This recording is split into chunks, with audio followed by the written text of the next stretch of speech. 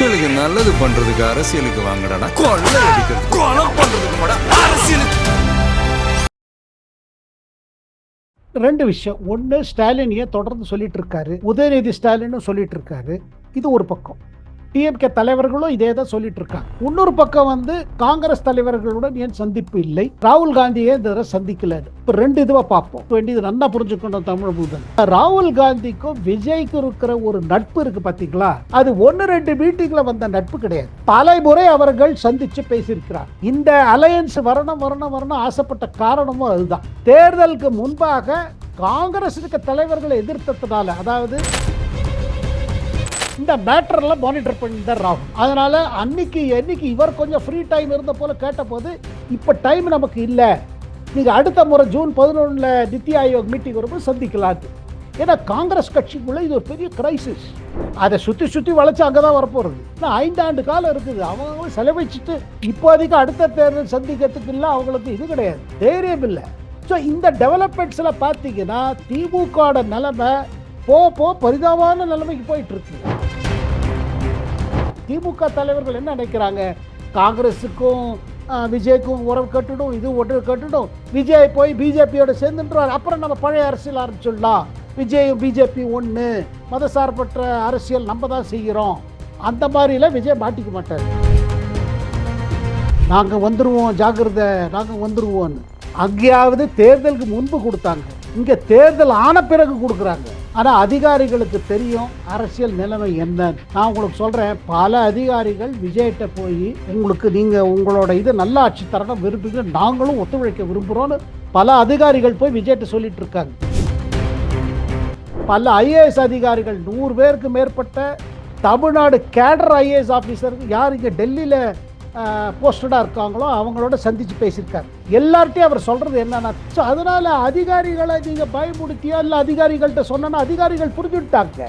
நீங்கள் அதிகாரிகள் நிலைமையை புரிஞ்சுக்கிறதுக்கு முன்னாடி அவங்க உங்கள் எதிர்கட்சியோட நிலைமையை புரிஞ்சுட்டாங்க.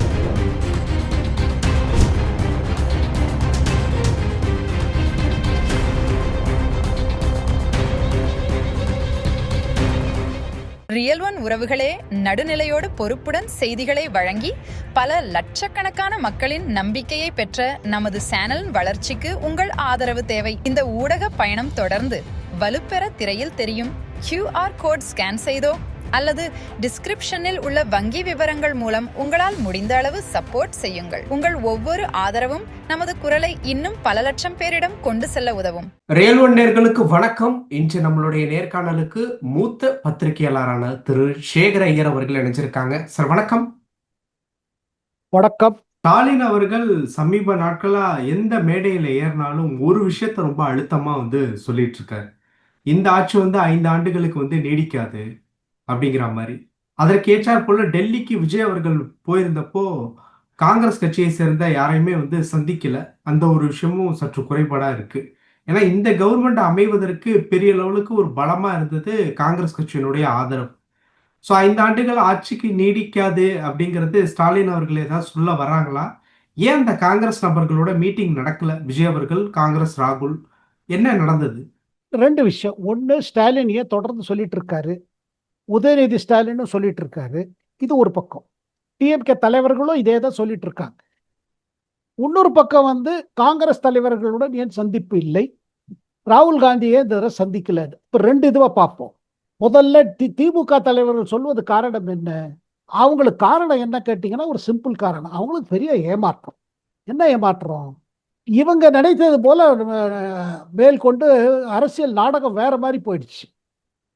இவங்க எதிர்பார்த்தது ஒன்று, நடந்தது ஒன்று, நடந்து கொண்டு இருக்கிறது ஒன்று. என்ன இவங்க எதிர்பார்த்தது என்னன்னா, நம்ம கூட்டணி இருக்கிற கட்சிகள் நம்ம கூட்டணியில் இருந்து கொண்டு ஆதரவு தந்து கொண்டு இருப்பார்கள்.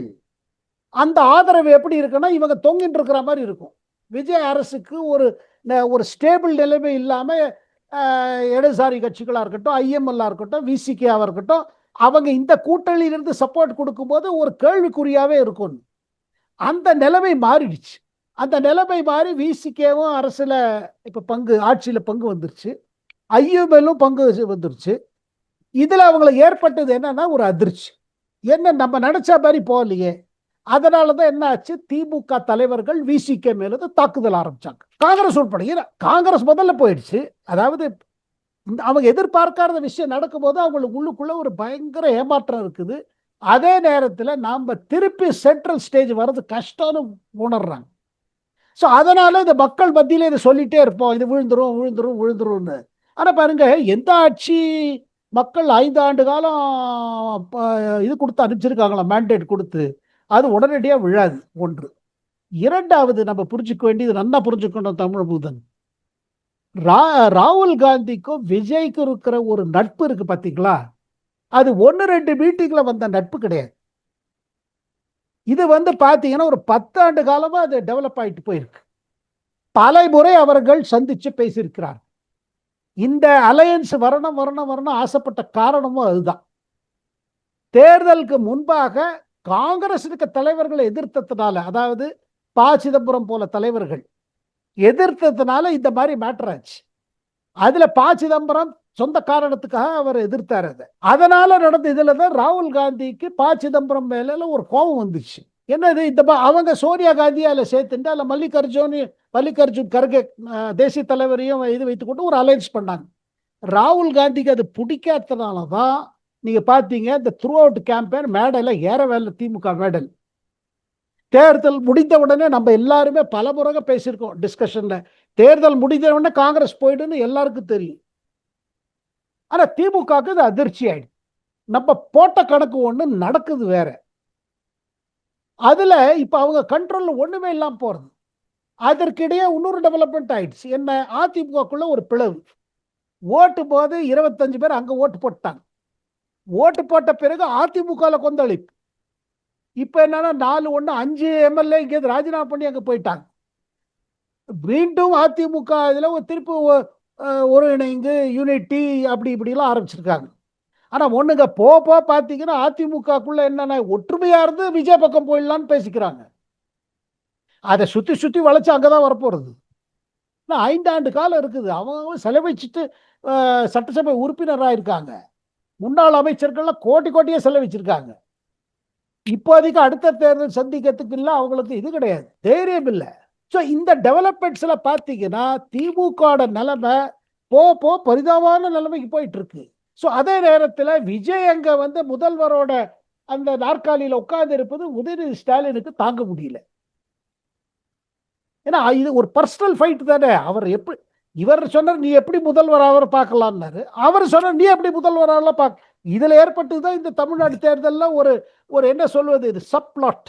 அதனால தான் பாருங்க, இந்த அதாவது இவருக்கு நம்ம ஆளுநர் விஜய அழைப்பு கொடுக்காத, அதாவது அரசுக்கு அழைப்பு வராதவர்கள் பார்த்தீங்கன்னா என்ன ஆச்சுன்னா, என்னெல்லாமோ காம்பினேஷன், ஏடிஎம்கே டிஎம்கே ஒன்னாலாமா, இல்ல திருமாவளவனை முதல்வராக்கலாமா, இந்த ஃபார்முலா பின்னணி யாரு? இந்த பின்னணிகள் உண்மை, இதெல்லாம் ஒரு காய்கள் நகர்த்தப்பட்டதுங்கிறது கன்ஃபார்ம் ஆயிடுச்சு. அவர் திருமாவளவனும் கன்ஃபார்ம் பண்ணிட்டாரு, இடதுசாரி கட்சிகளும் கன்ஃபார்ம் பண்ணிட்டாங்க. ஆனா எல்லாம் ஃபெயில்டு. அது ஃபெயிலான காரணம் என்னன்னா மக்களோட தீர்ப்பு. மக்கள் தீர்ப்புக்கு எதிர்த்தா நீங்க போனீங்கன்னா உங்களுக்கு அப்புறம் அடுத்த தேர்தல் என்ன பண்ணுவீங்க? அதனாலதான் திமுகவிலே இதுக்கு எதிர்ப்பு வந்தது. களிமொழி போல தலைவர்கள் இதை எதிர்த்தாங்க. இது என்ன பாலிடிக்ஸ்? உங்களுக்கு பர்சனலா ஒருத்தரை பிடிக்கலன்னா முடியுமா? இது ஒரு பக்கம். இரண்டாவது விஷயங்க, இப்ப விஜய் வந்த போது என்ன விஷயம்னா, இந்த கர்நாடகால நடந்த ஒரு கொந்தளிப்பு இருக்கு பாருங்க. முதல்ல சித்தராமையா ரிசைன் பண்ணுவாரா மாட்டாரா, அவரை கூப்பிட்டு பேசி அப்புறம் கொஞ்சம் ஒரு அதட்டி தான் சொல்லியிருக்கார் ராகுல் காந்தி, நீங்க விட்டுதான் ஆகணும்னு. அதுக்கு பிறகு கர்நாடகத்துல அவருக்கு சப்போர்ட் பண்ற எம்எல்ஏஸ் அவங்கெல்லாம் ரொம்ப கோபத்தில் இருக்கும் பொழுது அதை மேனேஜ்மெண்ட்ல பிஸியா இருந்தாரு ராகுல் காந்தி. இப்ப அந்த ரஞ்சித் சிங் சுர்ஜிவாலா அனுப்பிச்சு, ஏன்னா அந்த எம்எல்ஏக்கள்லாம் சொன்னாங்க, இல்ல இனிமே அடுத்த முதல்வர் தேர்வுன்னா காங்கிரஸ் கட்சிக்குள்ள இந்த லெஜிஸ்லேச்சர் பார்ட்டி மீட்டிங்ல இது நடக்கணும், ஓட்டு போட்டு எடுக்கணும், ரொம்ப தீவிரமா போச்சு. அண்ட் இவரை சித்தராமையா நீங்க ரிசைன் பண்ணாதீங்க எல்லாம் சொன்னாங்க. உள்ள பல நாடகம் நடந்திருக்கு. இந்த மேட்டர்லாம் மானிட்டர் பண்ணிட்டார் ராகுல். அதனால என்னைக்கு இவர் கொஞ்சம் ஃப்ரீ டைம் இருந்த போல கேட்ட போது, இப்ப டைம் நமக்கு இல்ல, நீங்க அடுத்த முறை ஜூன் 11 நித்தி ஆயோக் மீட்டிங் வரும்போது சந்திக்கலாம். ஏன்னா காங்கிரஸ் கட்சிக்குள்ள இது ஒரு பெரிய கிரைசிஸ். வெளியில சித்தராமையா கூப்பிட்டாங்க பேசி, ஏன்னா சித்தராமையா விட்டு போக இஷ்டம் இல்லை. இப்ப ராகுல் காந்தி இப்ப கொஞ்சம் சீரியஸா காங்கிரஸ் கட்சியில பல நடவடிக்கைகள் எடுக்க ஆரம்பிச்சிருக்காரு. கேரளத்துல பாத்தீங்கன்னா சத்தீசனை முதல்வரா போட்டாரு. எப்ப கேசி வேணுகோபால் அவருக்கு நெருங்கி இருக்கிற ஒரு தலைவர், அவரே முதல்வரான ஆசைப்பட்டாரு. காங்கிரஸ் கட்சிக்குள்ள இருக்கிற பிரச்சனைகளை ஒன்னொன்னா தீர்வு காண்றதுல ராகுல் காந்தி பிஸியா இருந்ததுனாலதான் விஜய் கிட்ட என்ன சொன்னாரு, சரி நம்ம அப்புறம் சந்திப்போம். அப்புறம் விஜய் ராகுல் பேசிட்டே இல்லைன்னு எப்படி நினைக்கலாம்? நம்ம இந்த உறவு உடனே முடியாதுங்க. நம்ம திமுக தலைவர்கள் திமுக தலைவர்கள் என்ன நினைக்கிறாங்க, காங்கிரஸுக்கும் விஜய்க்கும் உறவு கட்டுடும், இது ஒன்று கட்டுடும், விஜய் போய் பிஜேபியோட சேர்ந்துன்றார், அப்புறம் நம்ம பழைய அரசியல் ஆரம்பிச்சிடலாம், விஜயும் பிஜேபி ஒன்று, மதசார்பற்ற அரசியல் நம்ம தான் செய்கிறோம், அந்த மாதிரிலாம் விஜய் மாட்டிக்க மாட்டார். அது தப்பான கணக்கு. அடுத்த கணக்கு தப்பாகுது. ஒண்ணுங்க, என்ன ஆனாலும் ராகுல் காந்தி மீண்டும் திமுகவோட இப்ப கை கொடுக்க மாட்டார். அதே நேரத்தில் ராகுல் காந்தி இப்ப விஜய கைவிட மாட்டாரு, விஜய ராகுல இப்ப கைவிட மாட்டார். இதை புரிஞ்சு கொண்டுதான் மேற்கொண்டு நம்ம பேசணும். ஏதோ ஒரு மீட்டிங் போனாரு வந்தாரு பார்க்கலன்னு சொல்லிட்டு இவங்க ஊழடங்கள் பண்ணிட்டு இருக்காங்க.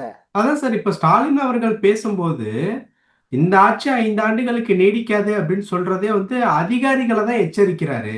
ஏன்னா நாங்க இந்த ஆட்சி 5 ஆண்டுகளுக்கு நீடிக்காது, நாங்க தான் அடுத்த ஆட்சிக்கு வரப்போறோம், எங்க அமைச்சர்கள் மேல ஏதாவது நடவடிக்கைகளோ இல்ல கேஸோ ஏதாவது போட்டீங்க அப்படின்னா நாங்க ஆட்சிக்கு வந்துட்டோம் அப்படின்னா அதிகாரிகளுக்கு உண்டான விஷயங்கள் ரொம்ப சிவியரா இருக்கும் அப்படிங்கிற மாதிரி எச்சரிக்கிறாரு. அப்படிங்கிறதுக்காக தான் ஒவ்வொரு மேடை ஏறும்போது இதை வந்து சொல்லிக்கிட்டே இருக்காரு அப்படிங்கிற மாதிரி ஒரு விஷயம் பேசப்படுது.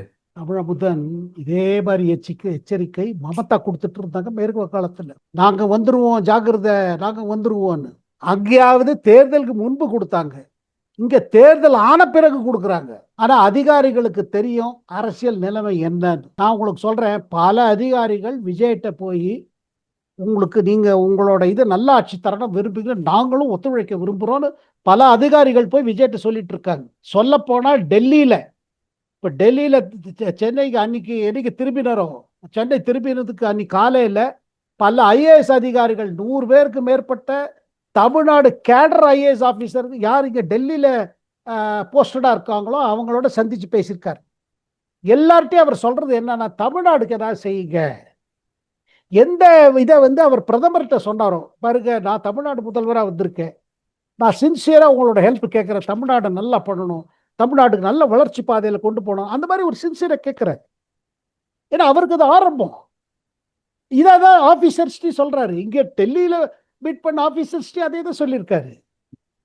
நீங்க ஹெல்ப் பண்ணுங்க, give guidance, I want ideas, நல்லா பண்ணணும். ஸோ அதனால அதிகாரிகளை நீங்க பயமுடுத்தியா இல்ல அதிகாரிகள்கிட்ட சொன்னா அதிகாரிகள் புரிஞ்சுட்டாங்க. நீங்க அதிகாரிகள் நிலைமையை புரிஞ்சுக்கிறதுக்கு முன்னாடி அவங்க உங்க எதிர்கட்சியோட நிலைமையை புரிஞ்சுட்டாங்க. ஓகே சார், பல விஷயங்கள் பேசியிருக்கோம். நன்றி. நன்றி, வணக்கம். உங்கள் பிசினஸ் இன்னும் அதிக மக்களை சென்றடைய வேண்டுமா? இன்றைய டிஜிட்டல் உலகில் சரியான ப்ரமோஷன் தான் வெற்றியின் முதல் படி. தமிழகம் முழுவதும் பல லட்சக்கணக்கான பார்வையாளர்களை தினமும் சென்றடையும் ரியல் ஒன் யூடியூப் சேனல்களில் உங்கள் பிசினஸ் இனி எல்லோரும் அறியட்டும். குறைந்த செலவில் அதிக ரீச். உங்கள் பிராண்டுக்கு நம்பிக்கையும் வளர்ச்சியும் சேர்க்க இன்றே எங்களை தொடர்பு கொள்ளுங்கள். 9280087164.